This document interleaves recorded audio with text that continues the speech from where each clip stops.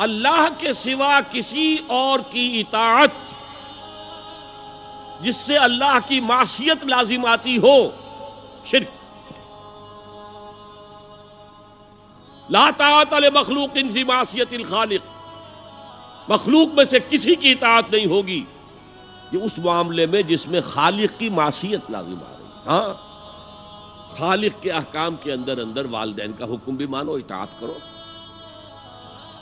اساتذہ کا حکم مانو، کسی اور کو اپنا لیڈر مانا ہے اس کا حکم مانو، لیکن ناٹ بیونڈ، وہ جو سرکل ہے کتاب و سنت کا اس سے باہر نہیں۔ لا طاعت لمخلوق فی معصیت الخالق، یہ آپ الجبرے کے فارمولے کے طور پر اپنے سامنے رکھیے، اب اسے اپلائی کیجئے۔ جیسے فارمولوں کے ذریعے سے پھر بڑے بڑے وہ سم جو ہے وہ حل کیے جاتے تھے سوالات۔ صبح کا وقت ہے، آنکھ بھی کھلی ہے، کوئی اذان کی آواز بھی کان میں آئی ہے، آپ کا نفس کہتا ہے ابھی سو جی۔ آپ نے اپنی چادر یا کمبل کو درست کیا اور کروٹ لی اور سو گئے۔ یہ کیا ہے؟ آپ نے کس کا حکم پیچھے پھینکا اور کس کا حکم مانا؟ اللہ کے حکم کو پیچھے پھینک دیا، نفس کے حکم کو آگے رکھ۔ یہ شرک، اس شرک کو جاننے والے بہت کم ہیں۔ مولانا روم نے خوب کہا تھا، نفس ما ہم کم ترس فرعون نیست لیکن اورعون ایراعون نیست۔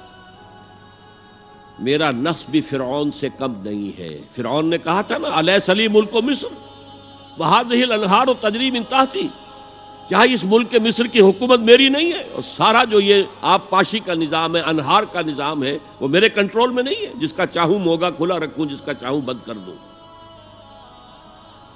یہ تھا خدائی کا دعویٰ، انا ربکم الاعلی۔ تو مولانا روم کہتے ہیں میرا نفس بھی اس سے کمتر نہیں ہے۔ وہ کہتا یہ جسم میرا ہے، اس پر میرا حکم چلے گا، میں نہیں جانتا کون اللہ کون رسول، کیا حرام کیا حلال۔ تو فرعون سے کم تو نہیں ہے میرا نفس، لیکن اورعون اس کی بہت مدد تھی، فوج تھی، لاؤ لشکر تھا، تو اس نے زبان سے بھی کہہ دیا کھل کر انا ربکم الاعلی۔ میں مسکین ہوں، غریب ہوں، میرے پاس کوئی طاقت نہیں ہے، میں زبان سے تو کچھ نہیں کہہ سکتا، اندر سے میرا نفس یہی کہتا۔ یہ نفس کی حکومت قرآن کہتا ہے، میں حیران ہوتا ہوں، دو جگہ یہ مضمون آیا ہے، ارأیت من اتخذ الہہ ہواہ افانت تکون علیہ وکیلا۔ اے نبی تم نے دیکھا اس شخص کو، اس کے حال پر غور کیا جس نے اپنی خواہش نفس کو اپنا الہ بنا لیا ہے۔ اللہ اکبر، الہ، لا الہ الا اللہ، کلمہ توحید کا مرکزی لفظ یہاں آ رہا ہے، من اتخذ الہہ ہواہ، جس نے اپنی خواہش نفس کو اپنا معبود بنا لیا، الہ بنا لیا۔ افانت تکون علیہ وکیلا، کیا آپ ایسے شخص کی کوئی ذمہ داری لے سکتے ہیں؟ سود حرام ہوا کرے جی، حرام ورام، ہمارا دھندا جو ہے وہ آگے بڑھ نہیں سکتا، تو اللہ کے حکم کو پیچھے ڈالا، نفس کے تقاضے کو آگے رکھا۔ کون معبود ہے آپ کا؟ نام عبداللہ رکھیے، نام عبد الرحمن رکھیے، ہے عبد النفس، نفس کے بندے، نفس کے غلام۔ یہ میں نے یوں سمجھئے کہ جیسے میں نے ہجرت اور جہاد کی ڈیفینیشنز کی تھی۔ ہجرت کا بیس کیا ہے؟ پوچھا گیا ایو الہجرت افضل ہو یا رسول اللہ، اے اللہ کے رسول بتائیے سب سے اعلیٰ ہجرت کون سی ہے، افضل؟ فرمایا ان تہجر ما کرہ ربک، ہر اس چیز کو چھوڑ دو جو تمہارے رب کو پسند نہیں۔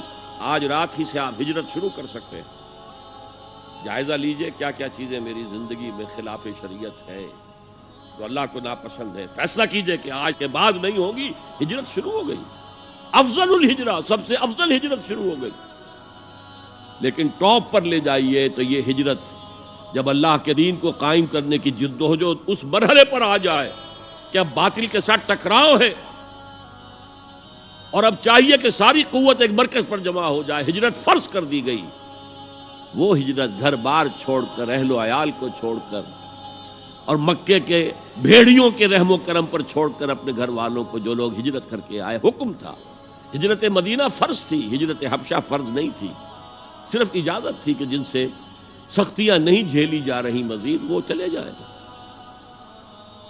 تو ہجرت کا یہ ابتدائی نقطہ، انتہا یہ جہاد، المجاہد من جاہد نفسہ، جہاد تو یہاں سے شروع ہو گیا، اپنے نفس کے خلاف جہاد کرنا۔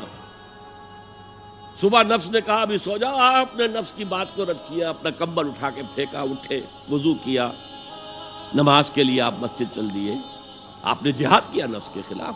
یہ افضل الجہاد ہے، اور سب سے چوٹی اوپر یہ ہے کہ جب وہ حق و باطل کی جنگ ہو تو جان ہتھیلی پر رکھ کر میدان میں حاضر ہو جاؤ۔ هي الحلقات تحفظني بآيات من القرآن، هي الحلقات تملأني بحب المصطفى العدنان.